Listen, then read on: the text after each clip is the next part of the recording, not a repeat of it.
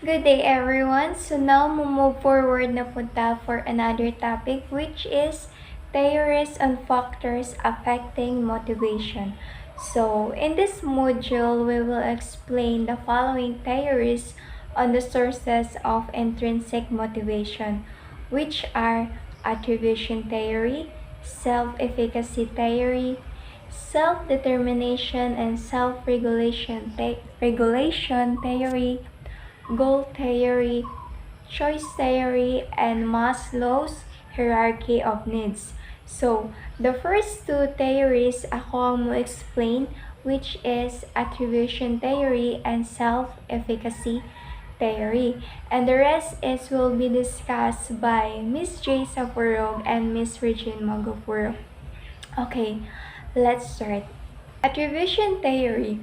The word attribution means, in a general sense, refers to the act of attributing or assigning a cause or explanation to something. Attribution is like giving a reason or explanation for why things happen. So, in psychology, it's about how people understand and explain why things turn out the way they do in their lives or others.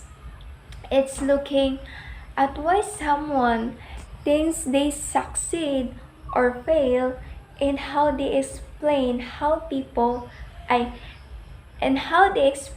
why people act the way they do. So, there are two main types of attribution: internal attribution and external attribution.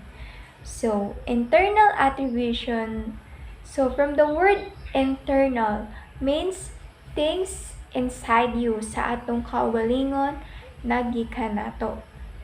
So, internal attribution happens when we think the reason for something is because of ourselves, like our skills, hard work, or the way we are. For example, if we believe we did well in school, it's because we think we're smart or work hard, and that's an internal attribution. Meanwhile, external attribution, from the word external, means things that are outside or beyond. So when we talk about external attribution, it's about thinking that the reason for something happening is because of factors outside of ourselves. Things we can't control, like luck, other people's actions, or environmental condition. So, let's look for this example. Our outdoor event got canceled because of the heavy rain. So, external factor niya, kay di man niya kontrolado ang environmental conditions, right? So, another example. The presentation didn't go well because of the technical issues with the equipment. So, external factor gihapon eh. So, in these examples, the cause of the situation is attributed to external factors that are beyond individual control. These attributions differ from one another in three ways: locus, stability, and controllability. So first, locus or place. Internal versus external. So locus refers to the location or place where something is situated or originates. In attribution theory, it's about whether you think the cause of something is inside you, like your abilities, or outside you, like other people or circumstances. For example, if you traces your good grade to your ability and to your hard work, you attribute your good grade to internal factors or inside you. However, if you claims that your good grade is due to the effective teaching of your teacher or to the adequate library facilities, you attribute your good grades to factors external or outside you. So, nasabtan ra ang locus. Okay, so next is stability. Stable versus unstable. Stability is about whether something stays the same or can change. Stable or stays the same. For example, if you say your poor performance is because of what you inherited from your parents, like genes, that's unstable because di na ni mo ma-change, right? However, if you blame, so another example, so mo to ang example sa stable kay di naman dyan na nato ma-change, right? Then sa unstable or can change, example, if you blame your poor eyesight on watching too much TV, that's unstable because ma-change pa na nimo. It can change because you can decide to watch less TV and potentially improve your eyesight, right? So, stability is about whether the cause of something is likely to stay consistent or if it can vary. So, nasabtan ra ang stability? Okay. So, we proceed to the third one, controllability. Controllability is about whether you can do something to change or influence a situation. So, this is controllable versus uncontrollable. Okay, let's look for this example. Your student admits that his poor class performance is due to his poor study habits and low motivation. So this is controllable, or you can do something, because if a student says their poor class performance is because of their study habits and motivation, that's controllable, right? Because they can change these habits and improve their performance because it's within their control, right? So, on the other hand, your student claims his poor academic performance is due to his teacher's ineffective teaching strategy.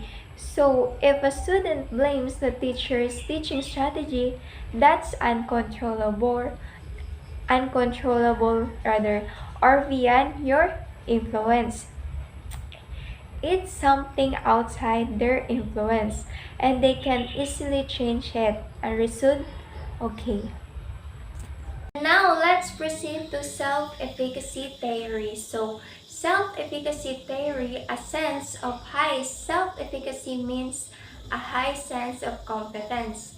Self-efficacy is the belief that one has the necessary capabilities to perform a task, fulfill role expectations, or meet a challenging situation successfully. So, self-efficacy is simply believing you can do something well. When students think they're good at a task, meet expectations, or handles challenges, that's self-efficacy. If students believe they can succeed in learning activities, they're more likely to enjoy doing them on their own. So, to boost students' natural motivation, the key is to boost their confidence. Okay, let's look for this example. A student named Sarah who feels really good at math, when she sees a tough math problem, she believes she can solve it. This belief makes her want to try and figure out the problem. Now imagine another student, Alex, who doesn't feel so sure about his math skills. When he faces a similar problem like Sarah, he might feel unsure and not as interested in trying. So, in simple terms, when students feel confident in what they can do, like Sarah in math, they're more likely to enjoy and do well in their schoolwork. So, nasabtan ra usang self-efficacy. Okay, so social cognitive theories identified several self-efficacy enhancing strategies. Experts suggest some ways to make students more confident in their abilities. So first is make sure students master the basic skills. So why it is important to make sure students master the basic skills? So it is important because it's like making sure you learn the ABCs really well before reading big books. If you're great at basics like reading, writing, and math, it's like having a strong base. Then when you have to do harder stuff in school, it's not as tricky. Imagine trying to build a tall tower. If the bottom part of a tower isn't strong, the tower might fall, right? It's the same with learning. If you're good at the basics, it makes everything else easier and you feel more successful in school. This is why the Department of Education is now focusing on the most essential learning competencies, or MELC, during the COVID crisis. It's all about helping students get really good at the basics, making them feel more confident and capable in their school life. Second is help them make noticeable progress on difficult tasks. So what so why it is important to help learners make noticeable progress on difficult tasks? Because it's like when you're working hard on something tough, seeing that you're getting better at you're seeing that you're getting better at it feels really good, right? Imagine trying to climb a big mountain. If you feel like you're not getting anywhere, it's easy to want to give up, right? The same goes for hard tasks. Spending a lot of time on something difficult can make you feel like it's not worth it. That's why it's important to see that you're making progress. When you realize you're getting somewhere, it keeps you motivated and makes you want to keep going, right? So, when you're working on a tough task, it's good to have help and see that you're making noticeable progress. It keeps you going. So, nasabtan rin ka duha? Okay, so we proceed to the third one is communicate confidence in students' abilities through words and action. For example, let's say you have a student struggle with a tough math problems yesterday but eventually solve it. So as a teacher, you must siyang i-motivate to do more, like saying these phrases. You cracked that tricky math puzzle yesterday, so tracking today's topic should be a breeze for you. I know you got the skills to nail it.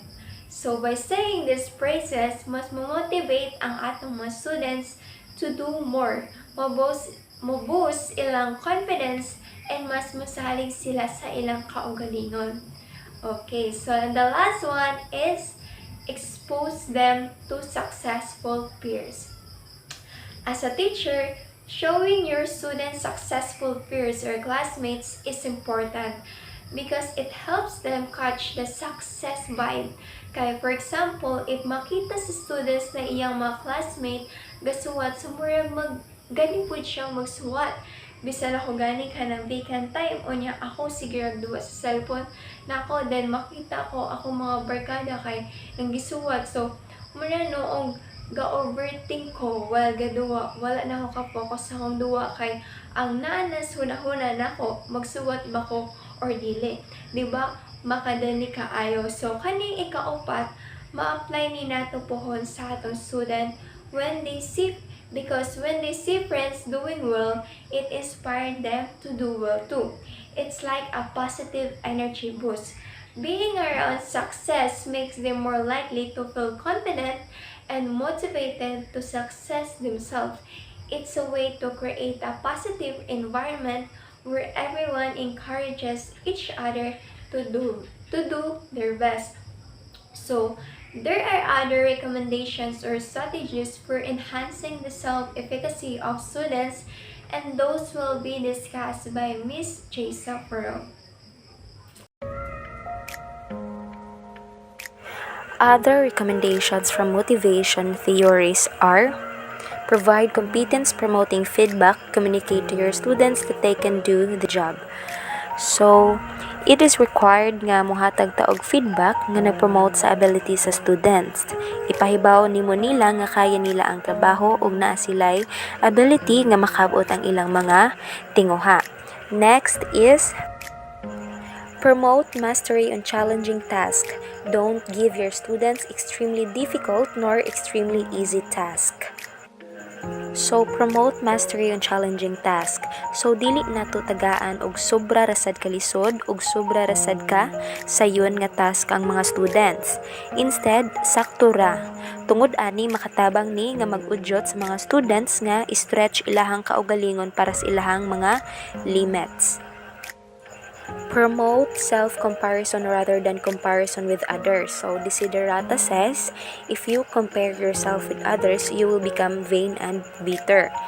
So, kung i-compare nimo ang imong kaugalingon, you will become vain and better kay lagi naapay tao nga mas molabaw pa nimo. So, after nimo i-encourage ang mga students to set their personal goals, i-encourage sa or evaluate sa ilahang progress against their own goals. Be sure errors occur within an overall context of success. So, based ni Omrod 2004, na dunay sayop or errors as we learn since nobody's perfect, but it will serves as learnings. And it's fine if kadaghan ta masayop, at least we can learn of our mistakes. Based sa Ortigas 1990, the learning process requires the challenge of new and different experiences. So, in order for people to learn, need nilang opportunity to explore new situations and ideas without being punished for mistakes. So now, let's proceed to the influence of self-efficacy on motivation. So this is the table of the influence of self-efficacy on motivation. And now, let's proceed to self-determination and self-regulation theories. Students are intrinsically motivated when they have a sense of self-determination, when they believe that they have some choice and control regarding the things they do and the directions their life takes. So a student's sense of self-determination is demonstrated in his capacity for self-regulation.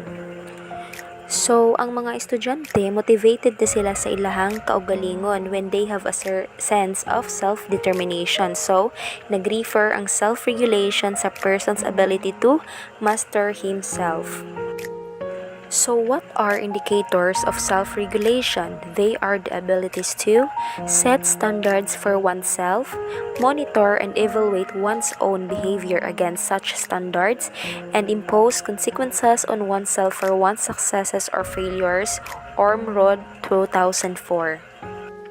So, how does self-regulation relate to motivation? A student who is capable of self-regulation is more likely to be more intrinsically motivated kay lagi tungod kay nagtakda siya sa iyahang mga tinguha ug mga standard ug gi-monitor ang iyang kalambuan ug nag-evaluate siya sa iyahang kaugalingon nga performance. A student who is capable of self-regulation is not only capable of regulating his behavior, but he is also capable of regulating his own learning. Omrod 2004 cites the following processes involved in self-regulated learning. So first is goal setting. So ang self-regulated learners kahibaw sila mo accomplish sa ilahang gibasa o gitun-an. The second one is planning. So self-regulated learners determine ahead of time how best to use the time they have available for learning. So naa sila'y time management. The third one is attention control. So self-regulated learners try to focus their attention on the subject matter at hand and clear their minds of distracting thoughts and emotions. The fourth one is application of learning strategies. Self-regulated learners choose different learning strategies depending on the specific goal they want to accomplish. Next is self-monitoring. Self-regulated learners continually monitor their progress toward their goals, and they change their learning strategies or modify their goals if necessary. The last one is the self-evaluation. So self-regulated learners determine whether what they have learned is sufficient for the goals they have set. So here are some suggestions from motivation theories to enhance students' sense of self-determination about school activities and assignments. So first is present rules and instructions in an informational manner rather than controlling manner.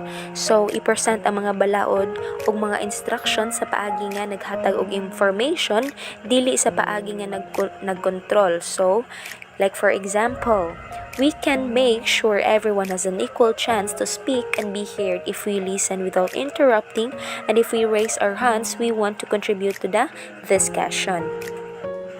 Next is provide opportunities for students to make choices. So, hatagan og higayon ang mga estudyante nga makapili. Ang usa ka particular nga tinguha sa leksyon mahimong maabot pinaagi sa paggamit og lain-laing strategy. Mas maoy mahimong motivated ang mga estudyante nga makabot ang tinguha kon hatagan sila og kagawasan sa pagpili kung unsaon nila kini maabot. So, syempre sulod sa gitakda nga mga parametro, usa ka example mao ang tugutan nato ang atong mga estudyante nga papilion sa ilahang paagi sa pagpresentar sa ilahang trabaho sa grupo sa klase. The last one is evaluate student performance in a non-controlling fashion. So, i-communicate ang results sa evaluation aron ipahibaw sa imong mga estudyante ang ilang kalambuan nga walay paghatag og hukom. Apan aron makita nila nga kusog sila sa ubang bahin apan dili kaayo sa laing mga bahin. So, mao ni ang kanang praktika sa self-evaluation labi na kung gamiton ang mga scoring rubrics. So based on Kahn Alfie 1993, rewards for learning undermines intrinsic motivation. Hello everyone, my name is Regine Mangapuro. I am the next reporter for the continuation of Miss Farag. So the content are the choice theory, Maslow's hierarchy of needs, and goal theory. So let's start with choice theory. Bob Solow 2007 writes, "The choice theory is a biological theory that suggests that we are born with specific needs that we are genetically instructed to satisfy. All of our behavior represent our best attempt at any moment to satisfy our basic needs or genetic instructions." So, choice theory helps us understand and manage our own behavior. The psychologist William Glasser says that there are differences between external and internal control psychology. External is a behavior based on others' behavior. How do they behave? Internal is a behavior based on the inside of ourselves. So, there are 4 basic psychological needs. First, belonging or connecting. The needs of belonging or connecting motivate students to develop relationships and cooperate with others. Without the needs of belonging and connecting, students should have only strive to be independent. We, teachers, we should make sure we create a sense of community and make sure that every student feels that she belongs to the classroom's community. Kaya once na ma-feel sa students na di siya belong, it will affect or mawala siya gana na musulod sa klase. So, the more they feel that they belong and connect to the classroom community, the more na ma-active sila to engage in any kind of activities. Another basic psychological needs is power or competence. The needs of power is more than just a drive to dominate. Power is gained through competence, achievement, and mastery. Our genetic instruction is to achieve master new skill and to be recognized by our accomplishment.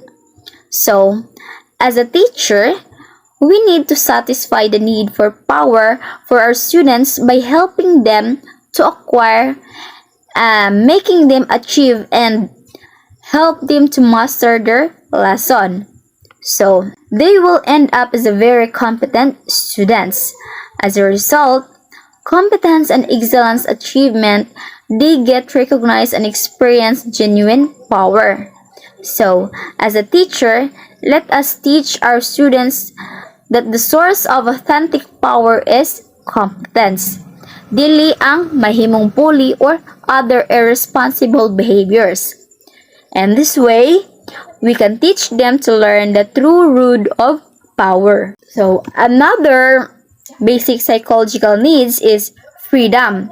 So, as a human, we are also motivated to free to choose, and having choices is a part of what it means to be a human, and is one reason as a species has been able to evolve, adapt, and thrive. So, to motivate our students for learning, let us give them ample freedom to choose and in a way that they are safe and responsible, and make sure that this is mentally appropriate so that we can help our students learn and grow into the responsible person that they are called to be. Another basic psychological needs is fun. Each time we learn something new, we are having fun. Another universal human motivator. It is our playfulness, our sense of discovery allow us to learn as much as we do. As a students, di ba pag nakita natong or na-feel nato na happy ta na butang ay mas nahatagan na nato og interest. So, in classroom community, we teachers create a joyful classroom that would be satisfied the needs for fun students are most likely to learn much through pag once na ma-feel nila na boring, so mawad-an sila gana na mag-study ana. That's why to make them active engaged in any kind of activities, make sure that we create a fun activities such as game-based learning. Now, let us proceed and learn about Maslow's hierarchy of needs, which proposed by Abraham Maslow in 1943. So, there are 5 stages of Maslow's hierarchy of needs. First, physiological needs, such as of air, water, food, shelter, sleep, clothing, reproduction, na gamay na sa basic needs nato na sa mga tao. The moment na we get enough of that and we feel awake and bellies are full, then we will get motivated by the next thing. So another Maslow's hierarchy of needs is safety need, such as personal security, employment, resources, health, and property. This can motivate us to in everyday living. Kay og wa kay trabaho asa man tag kwarta para ipalit sa atong basic needs. Kung wa tay properties asa man ta magpuyo. So in this stage, we need to satisfy our safety needs so that we can be able to live and secure. So another thing is love and belonging. So this is the stage 3. At this stage, we seek love and belonging to be close to family and friends. Because if we feel to be loved and belong, we can live positively. It can motivate us to develop to our relationship and cooperate with others. Sa panahon karon, di ba? Daghan ng cases of suicidal ug usa na sa rason is na feel nila na di sila belong and why love nila. So, we individual, we should be nice to everyone. Show them that they are worth it to be loved and belong. Stage is the esteem. At this stage 4, we look for such as respect, self-esteem, recognition, strength, and freedom. This stage helps us to do better in life. It will help us to take care of ourselves and explore our full potential. So, the last stage of Maslow's hierarchy of needs is the self-actualization. This is where we desire to become the most that we can be.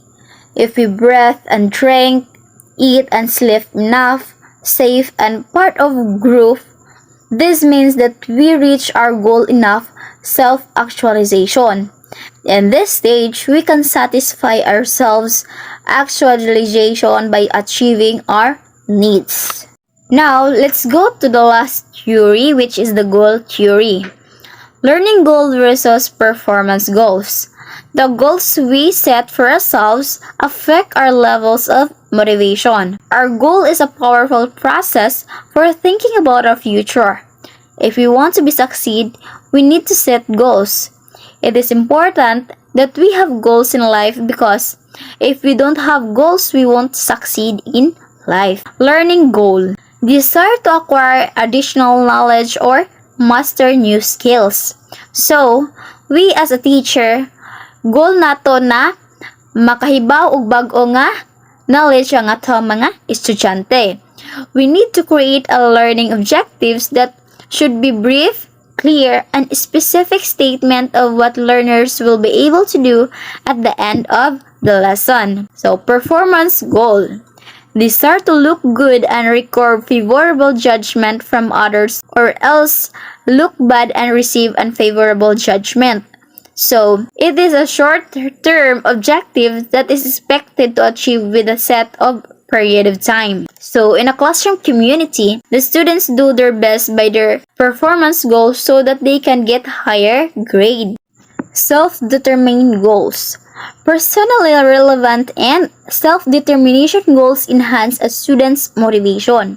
So, here, kung ang lesson is related in real-life situation, mas na-motivate ang mga estudyante na mag-study na and dali ra sila maka-learn because they will have interest to actively engage in the class determination if ang mga estudyante is define it na ang lesson is interesting, so di nata maglisod og kuha sa ilahang mga interest. Goal setting. As I said earlier, our goal setting is a process of thinking about our future. So, there are 5 major elements for it to be effective. First is goal acceptance. So, to be effective, we need the agreement to achieve the defined goals. So, number 2, specificity. So, dapat na specific tas atong goal para kahibaw ta kung unsay mga dapat buhaton para ma-achieve nato atong mga goals. So, we need to be specific. Like, mayon ka na, I want to be professional. So, from that statement, specific siya dili. Dili no? Like, dapat may ngani ka, I want to be professional teacher. So, ang sakto nga kanang buhang statement. Dapat specific siya. So, next is challenge. Challenge is kanang we need to accept the challenges by giving effort and putting the goal over time. In order to be the goals meaningful, we need to be challenging. So, accept the challenge positively to achieve our goals. So, number 4, performance monitoring. So, of course, we need to monitor our performance in achieving our goals para ma-monitor nato if naaba kay lackings para kung naaman gani makahimo tag way unsaon pagsulbad. So, the last thing is the performance feedback. So, it is also help us see what our progress for our goals.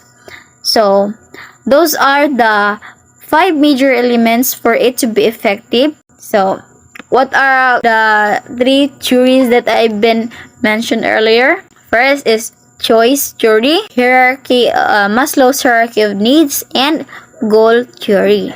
So, I hope you learned something new, and that would be all. Thank you.